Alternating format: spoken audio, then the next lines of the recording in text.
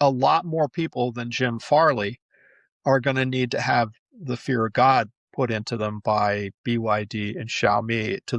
Just as happened well, you both know this story, and it's one I kind of where I came in. In the 90s, in the 80s and the 90s, when it became clear that Toyota was succeeding, not because they had a yen advantage, although they kind of did, or not because of cheap labor in Japan, because that wasn't really the problem. It was they were better because they were better. Yeah. They had they had a much more efficient way of operating, a much more efficient way of developing product.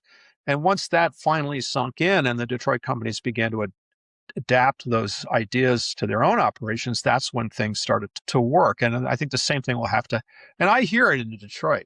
And too, you probably hear it too.